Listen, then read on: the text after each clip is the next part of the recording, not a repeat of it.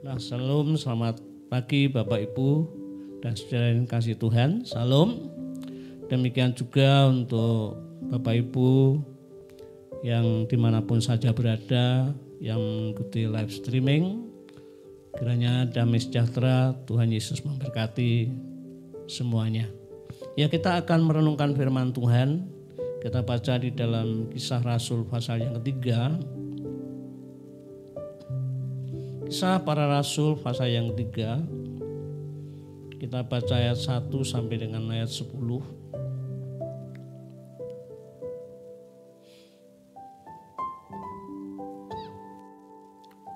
Kisah Rasul pasal 3 ayat 1 sampai dengan ayat 10. Demikian firman Tuhan. Pada suatu hari menjelang waktu sembahyang, yaitu pukul 3 petang, naiklah Petrus dan Yohanes ke bait Allah. Di situ ada seorang laki-laki yang lumpuh sejak lahirnya sehingga ia harus diusung.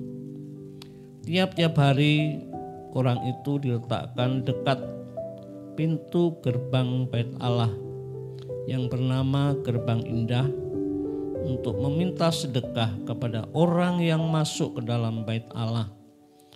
Ketika orang itu melihat bahwa Petrus dan Yohanes hendak masuk ke bait Allah, ia meminta sedekah. Mereka menatap dia dan Petrus berkata, "Lihatlah kepada kami." Lalu orang itu menatap mereka dengan harapan akan mendapat sesuatu dari mereka. Tetapi Petrus berkata, "Emas dan perak tidak ada padaku, tetapi apa yang kupunyai, kuberikan kepadamu. Demi nama Tuhan Yesus Kristus orang Nazaret itu, berjalanlah." Lalu ia memegang tangan kanan orang ini dan membantu dia berdiri. Seketika itu juga buatlah kaki dan mata kaki orang itu.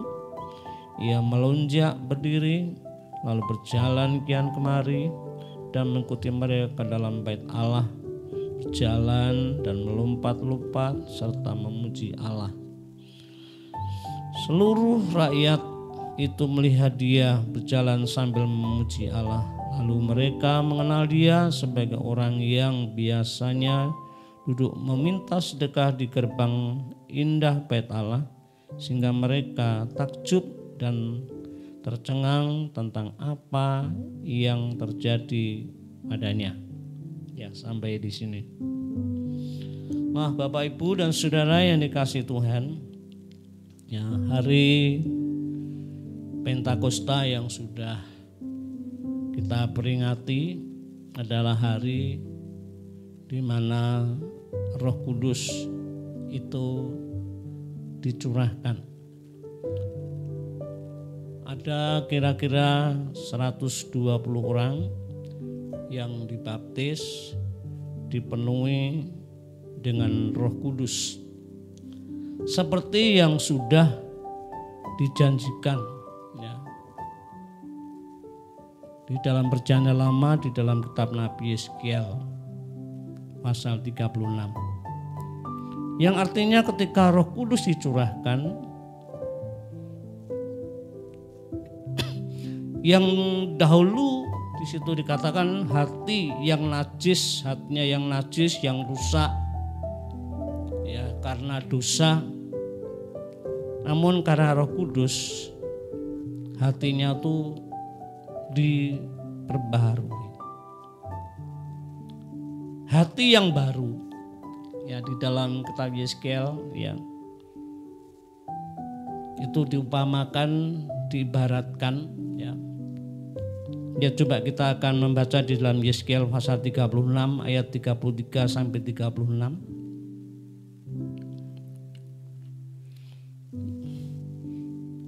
Yeskiel pasal 36 ayat 33 sampai 36.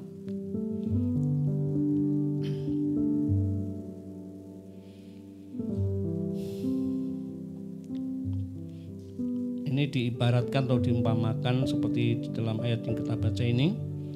ayat 33 sampai 30. Beginilah firman Tuhan Allah, pada hari aku mentahirkan kamu dari segala kesalahanmu, aku akan membuat kota-kota didiami lagi dan reruntuhan-reruntuhan akan dibangun kembali. Tanah yang sudah lama tinggal tandus akan dikerjakan kembali, supaya jangan lagi tetap tandus di hadapan semua orang yang lintas daripadamu. Sebaliknya mereka akan berkata, tanah ini yang sudah lama tinggal tandus menjadi seperti Taman Eden, dan kota-kota yang sudah runtuh, sunyi, sepi, dan musnah sekarang didiami dan menjadi kubu. Ya, sampai di situ.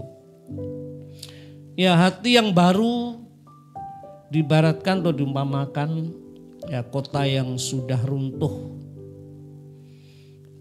Ya, tidak ada penghuninya, dibangun kembali. Tanah yang sudah lama tinggal tandus akan dikerjakan kembali supaya jangan lagi tetap tandus. Tanah yang sudah lama tinggal tandus menjadi seperti Taman Eden. Artinya menjadi suatu pemandangan yang indah. Nah, jadi hati yang baru ya diibaratkan sedemikian. Ya, kalau saya membaca ini saya teringat tentang bagaimana negeri ini. Ya, negeri ini sangat terkesan sekali bagaimana pembangunan yang dibangun oleh Bapak Presiden kita Joko Widodo, infrastruktur yang bisa membuat ya akses jalan di seluruh Indonesia dapat terjangkau. Ya, bagaimana pertanian yang tandus, ya, yang kering, di sana dibuat waduk-waduk, bendungan-bendungan yang begitu banyak, terlebih di Indonesia bagian timur maupun juga pulau-pulau yang lain. Ya, di sini hal-hal yang seolah tidak mungkin, tetapi saat ini terjadi sesuatu yang luar biasa, menjadi begitu indah. Ya, jadi menjadi sesuatu yang berubah, yang tandus menjadi sesuatu yang sangat luar biasa. Ini sesuatu yang terjadi di negeri ini. Ya, saya percaya kalau ini ada di negeri ini juga sebagai suatu lawatan Tuhan yang begitu luar biasa. Nah, dari arti yang yaitu pembaruan diibaratkan di dalam Yeskiel pasal 36 3 sampai 36. Ya, artinya orang yang dulu sudah tidak berguna, ya, sekarang menjadi berguna, mengalami perubahan, ya, mengalami pembaharuan. Ya, di dalam firman Tuhan dalam Kisah pasal 3 ayat 1 sampai 2 ini kita mengenal seseorang, ya, merupakan bukti. Merupakan bukti seseorang yang sudah diperbaharui oleh Roh Kudus. Ya, tidak asing lagi bagi kita, yaitu Petrus dan Yohanes.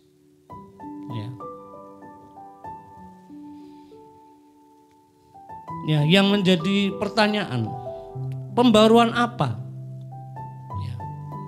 yang sudah terjadi bagi Rasul Petrus dan Yohanes? Ya, kita akan merenungkan bagaimana pembaruan oleh karena karya Kudus, di mana Petrus dan Yohanes dan yang lain-lainnya yang sudah dipenuhi, ya, dibaptis dengan Roh Kudus, ternyata menjadi sesuatu yang beda, yang luar biasa. Ya, yaitu yang pertama di situ ayat yang pertama, pada suatu hari menjelang waktu sembahyang yaitu pukul 3 petang, naiklah Petrus dan Yohanes ke bait Allah. Ya, ayat ini berbicara mereka, yaitu tentang Petrus dan Yohanes. Di situ bagaimana Petrus dan Yohanes dalam pada waktu hari menjelang waktu sembahyang sebelumnya, yaitu pukul 3 petang, naiklah Petrus dan Yohanes ke bait Allah. Ini membuktikan bahwa mereka itu menjadi orang yang hidup dalam persekutuan dengan Allah. Hatinya yang terus selalu merindukan Tuhan, hidup di dalam persekutuan dengan Allah.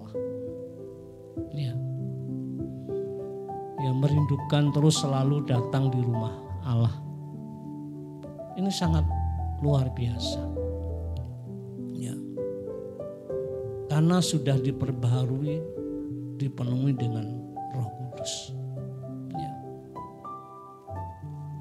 Mungkin sebelumnya ketika diajak bersekutu, seperti yang kita boleh ketahui bagaimana Petrus itu selalu tertidur, sudah tidak mampu lagi untuk berdoa, untuk bersekutu dengan Tuhan. Namun ketika sudah dipenuhi dengan Roh Kudus, menjadi sesuatu yang sangat berbeda. Hati yang sudah diperbaharui, yang sudah dilawat oleh Roh Kudus, menjadi sesuatu yang berbeda. Hidup dalam persekutuan dengan Allah. Orang yang memiliki kehidupan persekutuan dengan Allah itu sesuatu, hubungan dengan Allah itu sesuatu yang sangat indah. Seseorang ketika selalu ingin dekat dengan Allah itu ingin tahu apa yang menjadi kehendak Allah, ingin berbuat sesuatu apa yang berkenan kepada Allah. Dan itu tidak mungkin dengan kekuatan secara manusia. Namun hanya senantiasa terus berharap, bersandar di dalam kuat kuasa daripada Roh Kudus. Untuk berbuat sesuatu, bertindak sesuatu kepada Allah tanpa pimpinan Roh Kudus, itu sesuatu yang mustahil. Manusia itu lemah, manusia sangat terbatas untuk mengerti kehendak Allah. Sesuatu yang sangat mustahil. Namun ketika dipenuhi Roh Kudus, banyak perkara-perkara yang Tuhan nyatakan untuk kita semakin mengenal apa yang menjadi kehendak Allah dan untuk melakukan apa yang menjadi kehendak-Nya. Itu ketika orang yang senantiasa hidup di dalam persekutuan dengan Allah. Ini perubahan yang dialami oleh Petrus. Yang pertama. Yang kedua, di dalam ayat 2 sampai dengan ayat 4. Di situ ada seorang laki-laki yang lumpuh sejak lahirnya, sehingga ia harus diusung tiap-tiap hari. Orang itu diletakkan dekat pintu gerbang bait Allah yang bernama Gerbang Indah untuk meminta sedekah kepada orang yang masuk ke dalam bait Allah. Ketika orang itu melihat bahwa Petrus dan Yohanes hendak masuk ke bait Allah, ia minta sedekah. Mereka menatap dia dan Petrus berkata, "Lihatlah kepada kami." Nah, Bapak Ibu dan Saudara yang dikasihi Tuhan, pembaruan yang terjadi dalam bagi Rasul Petrus dan Yohanes di sini, mereka ini memiliki hati, hati yang penuh belas kasihan,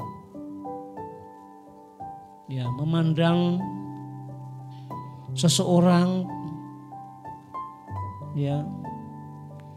Ketika seorang sadar tentang nilai hidup manusia di hadapan Allah, ia tidak meremehkan. Ya. Tidak meremehkan.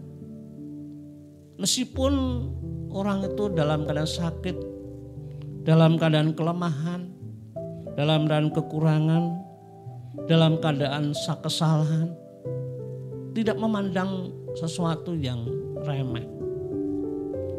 Kita seringkali mendengar tentang bagaimana ketika Tuhan Yesus dalam pelayanan, ketika ada orang yang sakit, buta atau hal yang lain, atau anak-anak yang mau datang kepada Tuhan Yesus, seringkali murid-murid Tuhan ini ditegur oleh Tuhan. Karena kadang-kalanya sikap memandang orang itu tidak tahu bagaimana menghargai. Ya. Seringkali marah-marah, seringkali memandang anak itu mengganggu dan lain-lain. Ya. Jadi memandang kadang-kadang orang itu tidak tahu bagaimana menghargai. Tetapi sekarang kita melihat, ya, ketika murid-murid Tuhan ini dibaptis dipenuhi dengan Roh Kudus, sudah berbeda. Ya, bagaimana memandang orang yang lumpuh saat itu. Ya. Bagaimana ketika mereka memperhatikan mereka, dikatakan dalam ayat itu, yaitu di dalam ayat 3, ketika orang itu melihat bahwa Petrus dan Yohanes hendak masuk ke bait Allah, ia meminta sedekah, mereka menatap dia. Artinya dengan penuh perhatian, ya, kepada mereka, kepada orang yang lumpuh tadi. Kepada orang yang lumpuh tadi. Ya. Keadaannya yang lumpuh, yang tidak bisa apa-apa. Ya, mungkin dulu memandang sesuatu yang rendah. Mungkin perasaan hatinya juga memandang hina. Tapi sekarang menjadi berbeda. Ya. Menjadi berbeda. Ya. Dikatakan lalu orang itu menatap mereka dan dengan harapan akan mendapat sesuatu dari mereka. Ya, merasa diperhatikan, orang lumpuh ini yang mengharapkan sesuatu apa yang Petrus berikan. Ya. Nah, Bapak Ibu dan Saudara yang kasih Tuhan, inilah sesuatu pembaruan di dalam kehidupan kita. Dia ada murid-murid Tuhan. Ya, dalam hal ini kita perlu sekali memiliki hati yang terus juga dari hari ke hari diperbarui. Bagaimana kita memandang seseorang satu dengan lain. Ketika kita sudah dihargai Tuhan dengan harga yang mahal, ya, dengan pengorbanan Kristus, darah yang tercurah bagi kita yang sungguhnya manusia berdosa yang tidak layak, namun Tuhan itu menghargai begitu mahal. Kita pun juga belajar memahami bagaimana ketika Allah mengasihi kita dengan begitu luar biasa, biar kita pun juga punya kepribadian seperti apa yang Kristus lakukan. Bagaimana kita memandang jiwa. Ya, hal ini kalau terjadi di antara kita sebagai orang-orang percaya, kita sebagai anak-anak Tuhan berbeda-beda keadaannya, namun sejauh mana kita memperhatikan mereka. Ketika kita senantiasa memandang jiwa-jiwa adalah berharga pemandangan Tuhan, itu begitu luar biasanya, indahnya orang memandang, orang memperhatikan, itu menjadi sesuatu yang indah. Ya. Nah, itulah orang yang sudah diperbaharui. Ya. Selanjutnya, dalam ayat yang ke-6. Ya.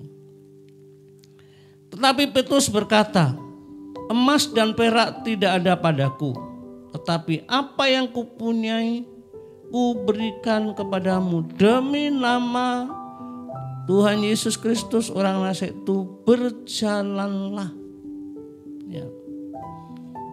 Ya, ayat ini menceritakan tentang Petrus dan Yohanes ini memiliki keberanian untuk bersaksi tentang Kristus. Ya. Dulu ditanya orang kecil saja, bukankah kamu pengikut Kristus? Dia tidak berani menjawab dengan terus terang bahwa dia itu pengikut Kristus. Bahkan mengatakan tidak kenal. Ya. Ketakutan yang luar biasa. Tapi ketika saat ini, bagaimana ketika Petrus dan Yohanes sudah dibaptis dengan Roh Kudus, sudah berubah, ada keberanian bersaksi tentang Kristus. Setiap orang perlu keselamatan. Setiap orang perlu nama Tuhan Yesus. Sehingga ketika Petrus memperhatikan kepada orang yang lumpuh ini, dia mengatakan, emas perak tidak ada padaku. Apa yang kupunyai kuberikan kepadamu. Demi nama Yesus Kristus orang Nazaret itu berjalanlah.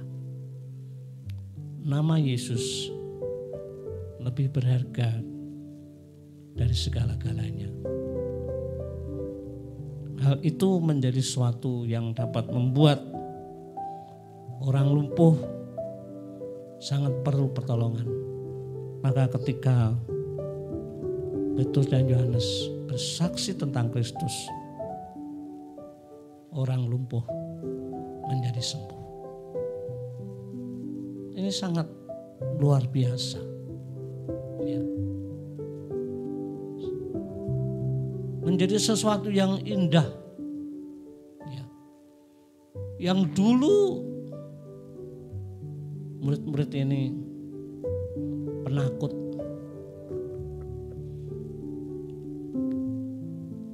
Penakut, namun ketika sudah dipenuhi dengan Roh Kudus, suatu perubahan yang sangat besar. Punya kuasa dalam kesaksiannya, membuat orang yang lumpuh percaya dan membuat orang lumpuh ini juga mengalami bagaimana pertolongan Tuhan yang luar biasa. Itulah hidup yang sudah diperbaharui. Ya. Itulah hidup yang sudah diperbaharui oleh Tuhan. Dalam hal ini sangat perlu bagi kita. Ketika kita menyadari keadaan kita yang kadang-kadang sangat terbatas, sangat lemah, penuh kegagalan-kegagalan. Kita di hadapan Tuhan membuka hati bagi Dia. Apa yang kurang? Apa yang tidak ada? Ketika kita rindu untuk terus dipenuhi Roh Kudus, pasti Tuhan itu nyatakan kuasanya akan mengerjakan kehidupan kita menjadi berguna. Saya sadar dalam hidup saya semua kekurangan, keterbatasan. Sejak dulu saya belajar untuk selalu menyerahkan diri kepada Tuhan.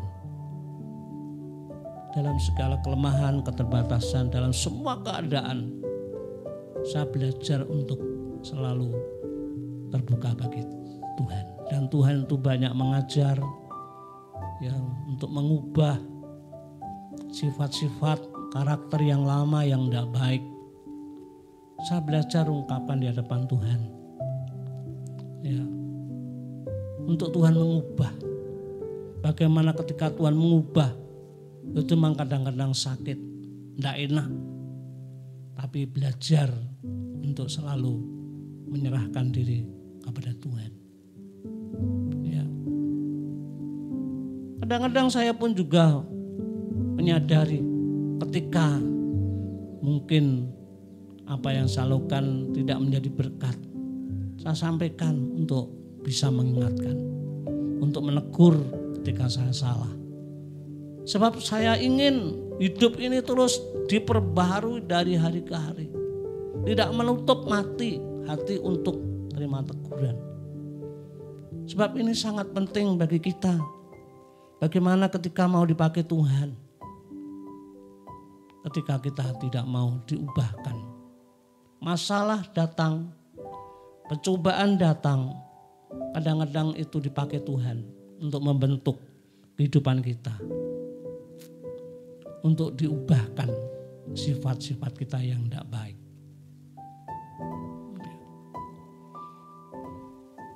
Supaya kita boleh dipakai Tuhan. Ya. Melalui perkataan kita, sikap perilaku kita dapat menjadi berkat, menjadi saksi-saksi daripada Tuhan. Ya. Ini sangat perlu bagi kita. Seperti Rasul Petrus, bagaimana dalam semua perbuatannya, apa yang dilakukan kepada Allah sesuatu yang tidak benar. Oh, dia kadang-kadang nangis. Bagaimana ketika Tuhan menegur, dia nangis menyadari kelemahannya. Menyadari aku pernah menyangkal Tuhan. Saya percaya ketika waktu berdoa menantikan janji Tuhan, saat itu penyesalan, pertobatan itu terjadi saat itu. Sehingga itulah yang membuat Roh Kudus bekerja luar biasa.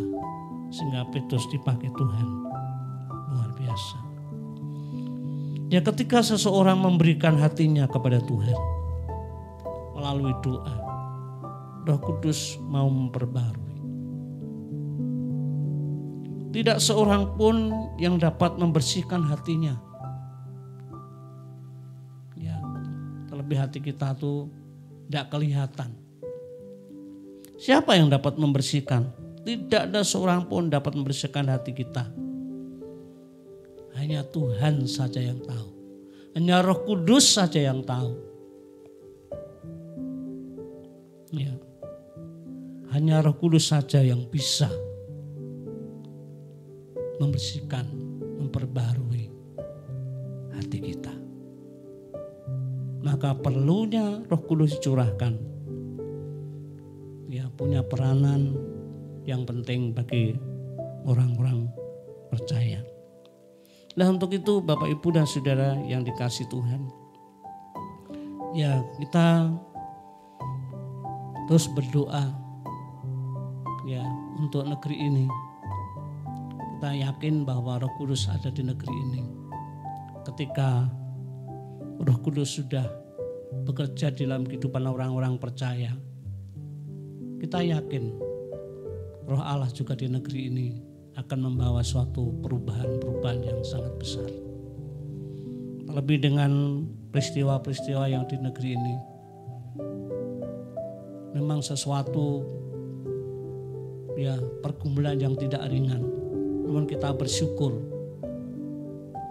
Roh Kudus bekerja membuat orang-orang dilawat oleh Tuhan. Begitu banyak orang-orang yang percaya kepada Tuhan Yesus karena Roh Kudus yang melawat mereka. Ini sesuatu kita syukuri bagaimana Tuhan itu nyata kuasanya di negeri ini. Biar negeri ini terus dilawat oleh Tuhan. Terjadi pemulihan-pemulihan, khususnya pemulihan kehidupan jiwa-jiwa untuk diselamatkan bagi kemuliaan Allah. Ya, untuk itu mari kita condongkan hati kita seperti pemazmur. Sebagai penutup kita baca dalam Mazmur pasal 119. Mazmur pasal 119. Kita baca ayat yang ke-36.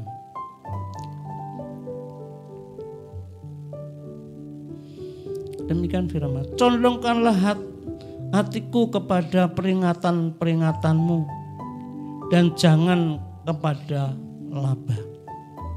Ini pemazmur, ya, menyadari akan keberadaannya. Tanpa Tuhan dia tidak mampu. Maka doanya, condongkanlah hatiku kepada peringatan-peringatanmu dan jangan kepada laba. Nah, biar ini juga menjadi doa-doa kita. Kita berdoa seperti pemazmur ini, supaya hati kita dicondongkan kepada Allah dalam peringatan-peringatannya, di dalam kebenaran-kebenaran firman Tuhan. Tuhan pasti akan menyatakan kuasa-Nya untuk mendatangkan pembaruan di dalam kehidupan kita semuanya. Puji Tuhan, untuk itu melalui firman Tuhan kiranya diberkati kita untuk selalu berdoa untuk negeri ini. Biar negeri ini juga di dalam lawatan Tuhan terjadi pembaruan yang luar biasa.